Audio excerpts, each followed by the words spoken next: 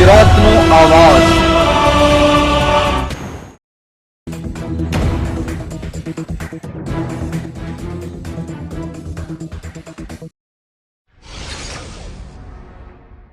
મહીસાગર જિલ્લાના લુણાવાડા નગરમાં કલકત્તાની ઘટનાના બનાવમાં ડોક્ટરોની મહારેલી। પ્રાપ્ત થતી વિગતો અનુસાર સમગ્ર ભારતને હચ મચાવી નાખનાર કોલકાતાની મેડિકલ કોલેજમાં જુનિયર મહિલા ડોક્ટર પર દુષ્કર્મ અને હત્યાની ઘટનાના વિરોધમાં આજે ગુજરાતભરની સરકારી હોસ્પિટલો સાથે ખાનગી હોસ્પિટલોએ સમર્થન આપ્યું છે।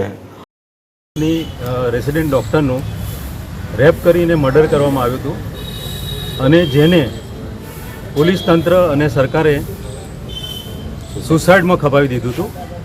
વાસ્તવમાં એનું રેપ વિથ મર્ડર થયેલું છે, જેના અનુસંધાનમાં ઇન્ડિયન મેડિકલ એસોસિએશન અને ગુજરાત મેડિકલ એસોસિએશને આજના રોજ સંપૂર્ણ સ્ટ્રાઇક ઇમરજન્સી એકલી ખાલી ચાલુ રાખી છે અને અમે બધા જ ડૉક્ટરો આને સખત શબ્દોમાં વખોડી કાઢીએ છીએ અને સરકારને પણ આહવાન કરીએ છીએ કે એક કડકમાં કડક કાયદો લાવો, જેથી કરીને ડૉક્ટરોની સેફટી હોસ્પિટલમાં રહે। અને અમે ડૉક્ટરો પ્રજાના હિત માટે જ છીએ, ઇમરજન્સી માટે કોઈપણ ટાઈમે તૈયાર રહીએ છીએ। ખાસ કરીને રેસિડેન્ટ ડૉક્ટરો આ વિદ્યાર્થીની 36 કલાકની ડ્યુટી કરીને આરામ કરતી હતી, ત્યાં જ એનો રેપ થયેલો છે, એટલે સરકાર આના માટે કડક વલણ અપનાવે એ જરૂરી છે। શું નામ? આભાર, ડૉક્ટર મયુર ભગત। હોસ્પિટલોમાં ઇમરજન્સી સિવાયની તમામ સેવા બંધ રાખવામાં આવી છે, જેના કારણે દર્દીઓને ભારે હાલાકીનો સામનો કરવો પડી રહ્યો છે।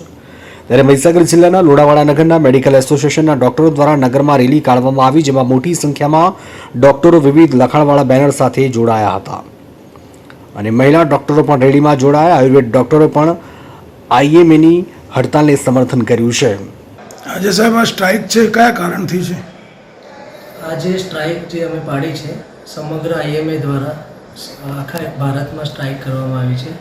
આ સ્ટ્રાઇકનો મેઇન હેતુ એ છે કે કોલકાતામાં જે એક ફિમેલ રેસિડન્ટ ડૉક્ટર જે ઓન ડ્યુટી પર હતા, એ વખતે રાત્રે એમના ઉપર ગેંગરેપ થયો અને એના બાદ એની બ્રુટલ હત્યા કરવામાં આવી। જે હત્યાના વિરોધમાં અમે આખા ભારતના તમામ ડૉક્ટરે સ્ટ્રાઇકનું એલાન કર્યું છે। આ સ્ટ્રાઇકમાં તમામ પ્રકારની ઓપીડી સેવાઓ બંધ રહેશે, ફક્ત ઇમરજન્સી સર્વિસ ચાલુ રહેશે।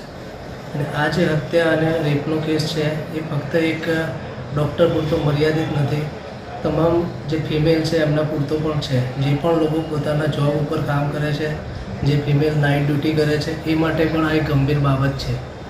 દરેક સમાજે વિચારવાની જરૂર છે। જો કોઈ ફિમેલ નાઇટ ડ્યુટી કરે અને એની સાથે આ ઓન ડ્યુટી પર આ પ્રકારની કિસ્સો બનતો હોય તો ભવિષ્યમાં કોઈ નાઇટ ડ્યુટી કરવા માટે ના પાડશે અને એની જે નુકસાન છે તમામ સમાજને જ ભોગવવાનું રહેશે।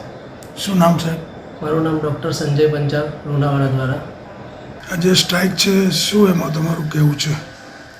આજની સ્ટ્રાઇક એક ફિમેલ ડૉક્ટરની જે આરજીકર મેડિકલ કોલેજમાં ગેંગરેપ અને હત્યા કરવામાં આવી છે એના વિરોધમાં છે।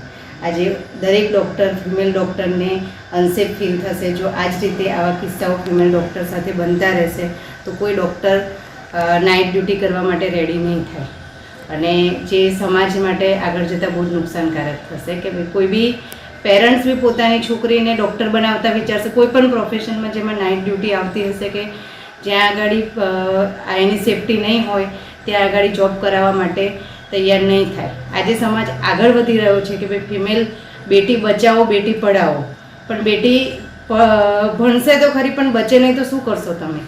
એટલે એના વિરોધમાં અમે આ સ્ટ્રાઇક કરી રહ્યા છીએ કે ભાઈ ફિમેલ સેફટી ઇઝ મસ્ટ। શું નામ આપનું? Doctor Shilpa Panchal, Ayush hospital. લુણાવાડાના ડોક્ટરો ખૂબ જ ભારપૂર્વક જણાવ્યું કે રાત્રિના સમયે આ મહિલા ફરજ બજાવી રહ્યા હતા, એમની સાથે ગેંગરેપ થયો, એમની હત્યા થઈ, જેને સરકારે સુસાઇડ નોટમાં છુપાવી દીધું છે। તેની સામે સરકાર દ્વારા કડકમાં કડક અને શિક્ષાત્મક પગલાં લેવામાં આવે અને આખા ભારત દેશમાં આવી કોઈ અઘટિત ઘટના ન બને તેમજ મહિલાની સલામતી જળવાય માટે કાયદો લાવે તેવી તેમણે ઉગ્ર માંગ કરી હતી। સંતરામપુરથી અમીન કોઠારીનો રિપોર્ટ।